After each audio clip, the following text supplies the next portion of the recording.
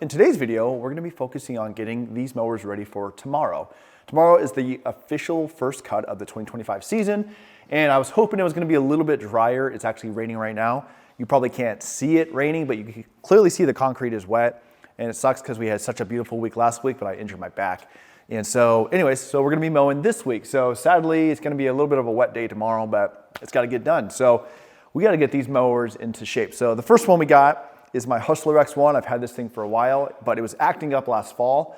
I thought something had happened to the engine, but it turns out that it was just a bearing on one of the pulleys underneath. So I got that over there, got that all off, and I gotta just order the part and get that fixed.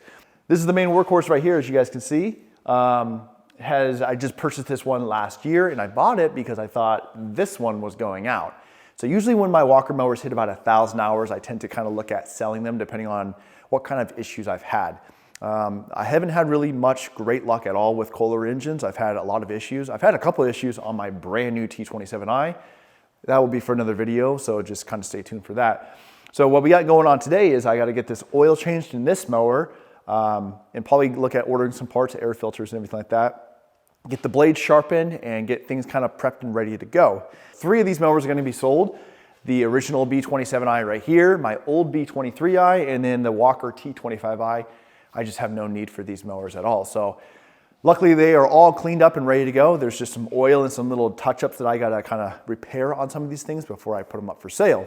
But like I said, the main focus is this mower. So let's get this deck up, let's start sharpening some stuff, and I'll kind of show you guys the layout of what my shop looks like.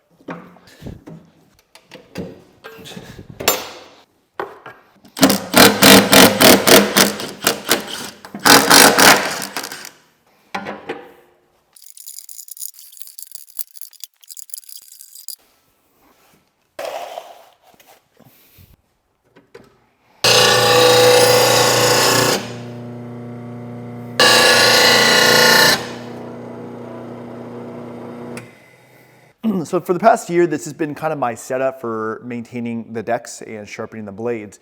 It's just something basic and simple. This will probably change, but this has been working out very well. It has everything that we need to get the mowers in and get them out, since we do sharpen the blades every single day.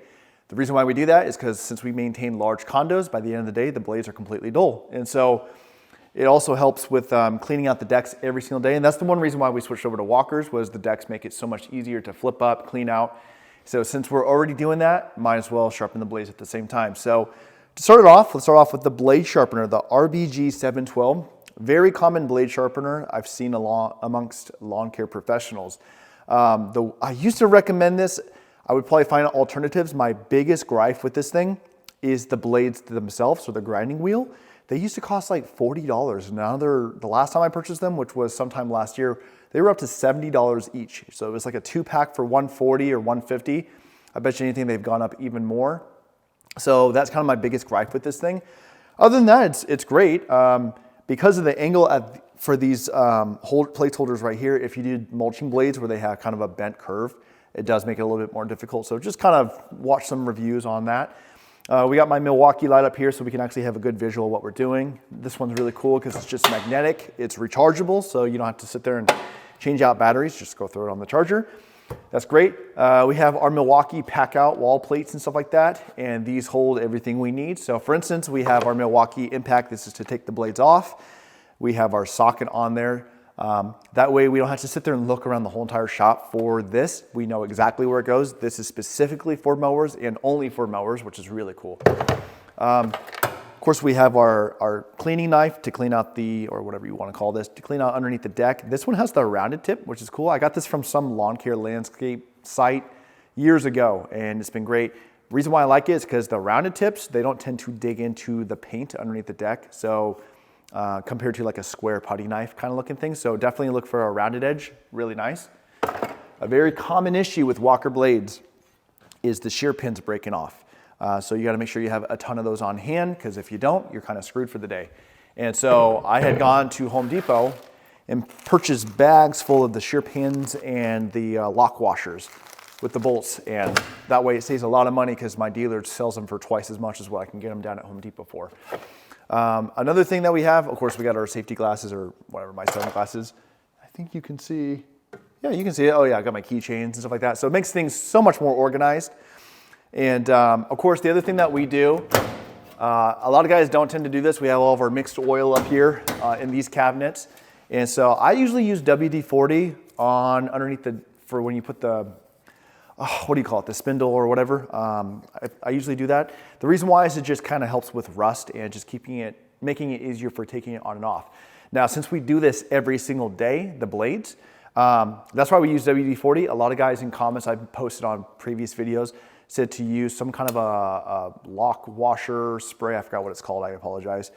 And definitely, yeah, if you're going a week or so or even longer without changing the blades, I would highly recommend that. WD-40 has been working great for what we're doing just because, like I said, we're taking them off every single day. So we're gonna do that. So one of my favorite things about this setup, as you guys can see, it's right next to the door. So we get a bunch of this dirt and grindings and stuff like that from the grinder and from the blades. And so what's nice about it being so close, we just get our Milwaukee blower.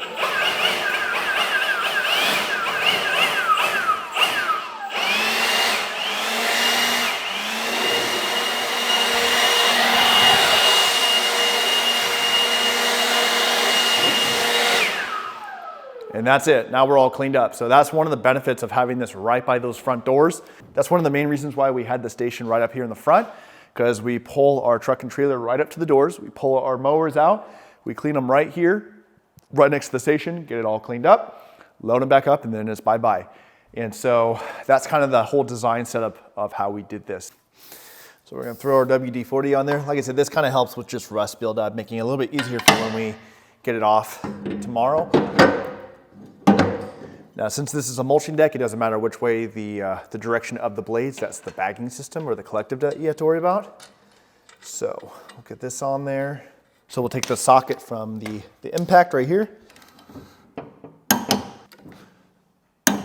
2.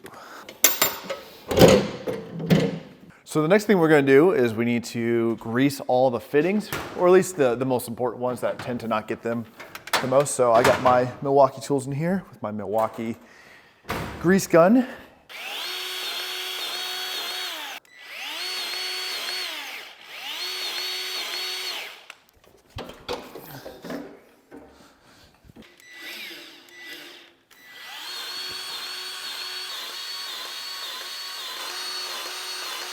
Now these Kohler Pro engines state that I believe up to 300 hours is when you can change the oil and oil filter. Personally for me, that's way too long and I don't necessarily trust that. I usually drain the oil every 50 hours and then that way it's easily maintainable. Usually about every 50 hours I notice the oil gets pretty dirty from that, especially in the summertime when it's very dusty.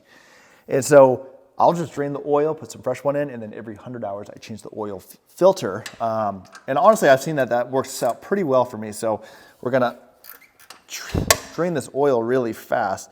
We're gonna put some fresh stuff in there. I also noticed that the hydro oil is just a little bit low, so we're gonna fill that guy up too. Make sure that's all good to go. I'm gonna double check this air filter. And if it's pretty clogged up, then we will just kind of blow it out with an air compressor. My B27i is now prepped and ready for tomorrow. I was able to work on a couple of these other mowers, for instance, this T25i.